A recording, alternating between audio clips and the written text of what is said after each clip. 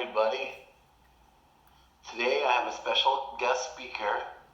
If you recall, we are finishing our Around the World series of Constitution, and Mr. King, another GED teacher at Toledo Corrections, blessed us with his time to ask him some questions. Good morning, Mr. King. Good morning. Good morning, everybody. So, Mr. King, let's get right down to business. Why did you decide to come to America? It's a very long story. However, basically everybody knows outside of the U.S. I mean, wherever you go, whether it's Europe or Asia or Africa, everybody knows that America is a land of opportunity. If you want to work hard, this is the place to make it. I mean, there are many countries in the world where you can work very, very hard all your life and you will not make it. You know, it'll just be working hard for years and not getting anything to show for it. But everybody knows that, so everybody wants to come here. Now, that being said, in my particular case, I was working for the government.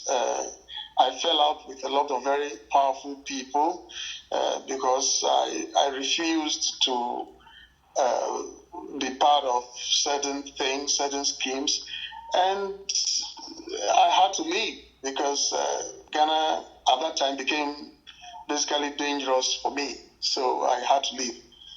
That's why I came here in 2003. Thank you.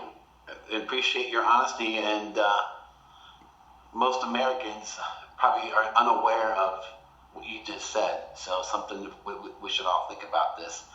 Okay, what did you do to prepare for your journey? Just to get up and leave? What made you prepare? Well, go ahead. It's very difficult to enter the United States legally. It is extremely difficult. The visa acquisition processes are very long, they are very cumbersome, and especially if you're moving here with your wife and children, there are all sorts of hoops you have to jump through. You have to get DNAs done, you have to do several interviews, you have to get police reports attesting to the fact that you are not a criminal and you are not coming to create problems for the citizens of the United States. Your health records must be there to make sure you're not bringing any deadly diseases or anything, with you when you come. So it's a very long and difficult process. And it takes, if you're lucky, the fastest you could get probably would be within a year or two. But sometimes it takes 5, 6, 8 years to do that. That is why you have so many illegal immigrants in the United States, because they cannot wait that long to come over here. Interesting. Thank you. So, did you know anybody before you came over here, or did you just come over here all by yourself? And how did you get to Toledo, Ohio?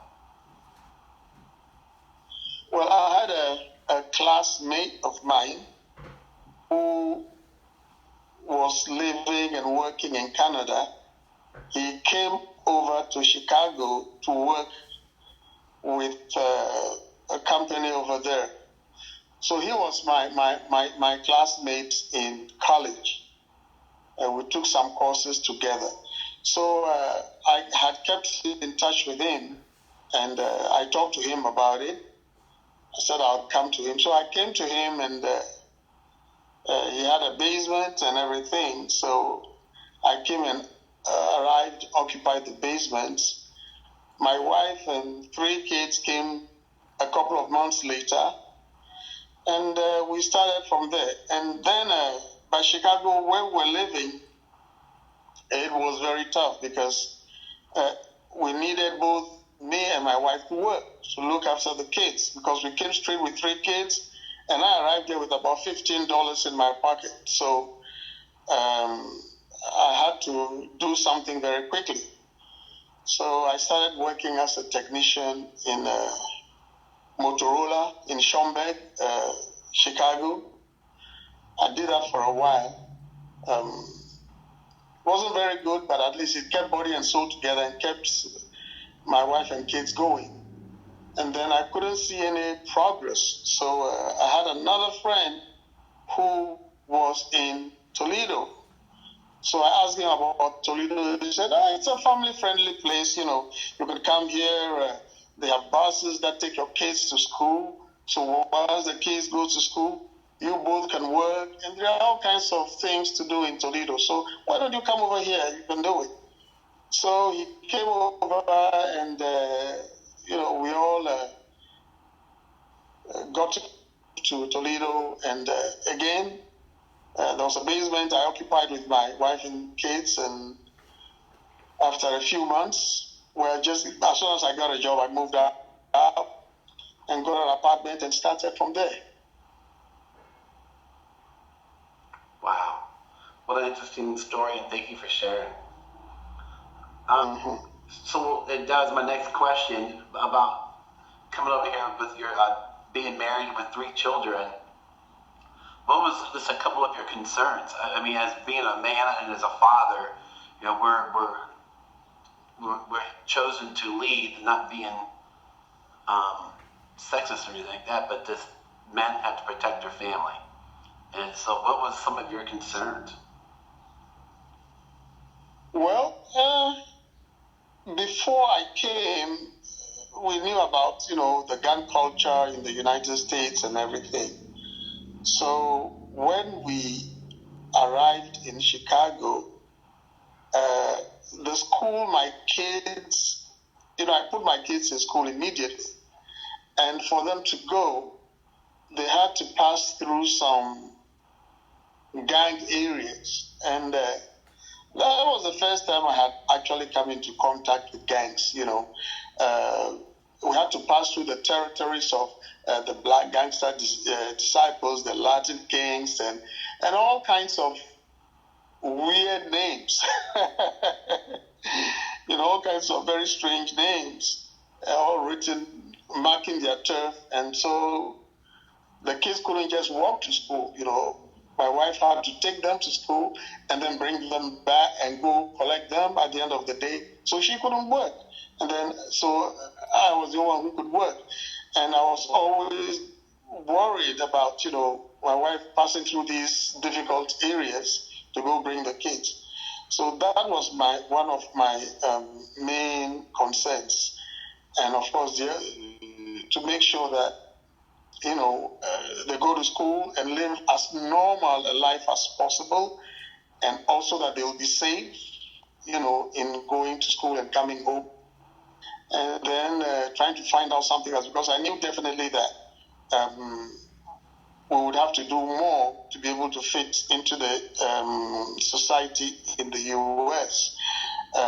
Basically, if you come from outside, unless you're from Europe or certain areas, and nobody accepts your qualifications, nobody accepts your degrees or whatever you studied, So I knew I'd have to go to school again and get something from here to work with.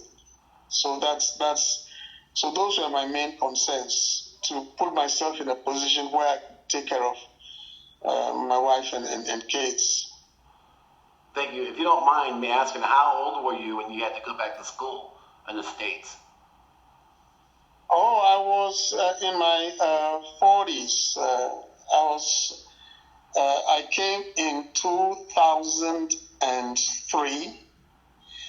Then, so that made me, 2003, we are talking of, I was in 54, I was born in 54, so basically. That's fine, 2003. Okay, so, yeah.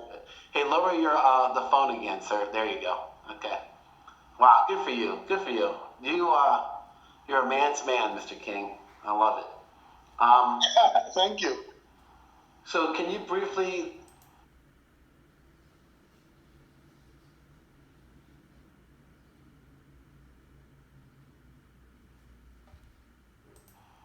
um, you already talked about becoming an American citizen. So how long did it take you to become an American citizen once you came here? 5 years. You have to live and work in the USA for 5 years. There should be no felonies or, anything like that. You have to live. You shouldn't be into drugs or any crime. Stuff like that is out. And then you have to learn a little bit of American history, know about presidents, the Constitution, Bill of Rights, everything. You have to know all these, the American government. You have to be familiar with American government because you'll be quizzed on this. And that takes 5 years. So you have to prepare towards it, just like you prepare for an exam, GED, prepare for a college degree or whatever. You have to very seriously prepare for that. And everybody is part of it. Your wife has to also answer those questions. But our kids were minors, so they didn't have to answer those questions until they were in. Okay. All that, and then you become an American citizen after you go take the exam and you swear, a big ceremony where you swear your allegiance to the United States. Nice. Thank you. So here's a couple more questions I have. So it took you 5 years for this process, and you mentioned illegal immigrants coming in here. What's your thoughts on others not becoming American citizens? Or if they choose not? I understand. Well, I think that it's, normally, if you choose not to be an American citizen, and then you live and work here with your a green card, which is a special card that permits you to live and work in the United States. It's a very valuable card. People will kill for this card. Believe me, people will kill for it. And when you live like that, well, it is fine. But then you must remember that if you get into trouble, if you happen to be at the scene of a crime or with friends, and they go do something and you are roped in and you are convicted, you will be deported out of the U.S. to wherever you came from if you are not a citizen. So it is important that you become a citizen of the United States. Of course, if you come illegally, it's even more difficult to become a citizen because it's going to take maybe twice or 3 times. I know a friend of mine in Chicago who had gotten into Chicago illegally. He managed to be driving a cab to keep body and soul together, but he had been working on getting citizenship not even getting citizenship, getting a green card because it was illegal. It took him over 18 years to get a green card. Wow. Thank you. Okay, I think, you already mentioned the most difficult challenges when you arrived. Your children, it's safe in the neighborhood, and so you had to work and $15 in your pocket. So we can move on to the next question. What are some of the cultural differences that you've seen since you've been here for the last 17 years with the United States and Ghana? Okay, initially, the biggest thing for me was, I started, after working as a technician for some time, I started working as a substitute teacher. My first issue, it wasn't really a problem, but, this thing about American football, it's the craziest thing I have ever seen. You call it football. You grab the ball and then you run around the pitch, with a ball tucked under your armpit. What is that? That is not, for us, football is soccer. You play with your feet. So that was, somebody took me to a football game. I sat down anticipating, a nice soccer game. And then these guys came out all wearing these helmets and these shoulder pads and stuff. And it looked like they were going to war. I just couldn't wrap my mind around it. Still, I can't understand it fully because there are so many rules. So that was one of my, sports-wise, that was a big cultural difference for me. Then, of course, in the U.S., a lot of your usages, the way you speak, it's different from the Queen's English. The Queen's English from Britain is what I studied with in Ghana. And because we learn English the British way. Now, over here, there are so many words that are used differently. If we start with a car, for example, when you open the front of your car to look at the engine, you call it the hood. Now, for us in Britain, it is the bonnet. So you want to check your engine, you open the bonnet and do it. Now, the back of the car, you call the trunk of the car. That's where you put your stuff. In Britain, it is the boot of the car, B-O-O-T, like, the boots that we wear, boot. And then there are so many other things, you talk of pants. Now, pants is underwear. Pants in Britain is underwear. So I'll be talking to some people and they'll say, yeah, I went and got these pants at Walmart, or I got these pants. And I said, why would these people be talking about underwear in polite society? You don't talk about underwear. Until I found out that pants, when you say pants, you're talking of what we call trousers. And so many other things. So I had to go through, a sort of relearning of some terms and how you thumb the ride instead of getting a lift, for a vehicle and stuff like that. And for your semi, you call a semi. We call those articulators. So when you say a semi, first when you said a semi, I would understand it. Now, articulators or semis are called trucks in Ghana or in Britain. We call these trucks. And then for you, a truck is a pickup. It's all so confusing. It was so confusing to me, So that was another thing I had to work my way through to get fully, to get those terms right in my head. So that took a while. And of course, my kids picked up the the American accent very quickly. But I, after 40 some years of, of speaking English with a Ghanaian accent, it's very difficult to get rid of that. So whenever I say something, my kids will tell me, Daddy, we don't say it like that, Okay, last question, wrap it up. Thank you, sir. Okay. What encouragement do you give our students who are incarcerated about their future? What advice, encouragement would you give our students? I would like to tell them that whether they believe it or not, this country, with all its problems, is the best place to live in the world. It is the land of opportunity. I advise them, I want to encourage them to take full advantage of the opportunities in this country. There are very, very few countries in the world where you can get money from the government to go to school. There are very few countries in the world where you can go to a library and then they'll order you books for free and you don't have to pay anything for this.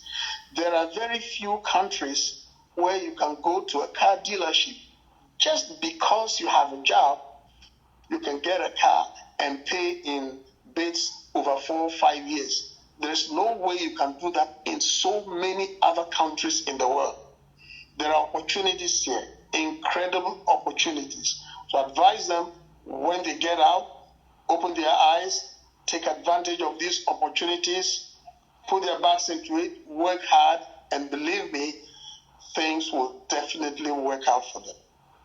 Wow. Mr. King,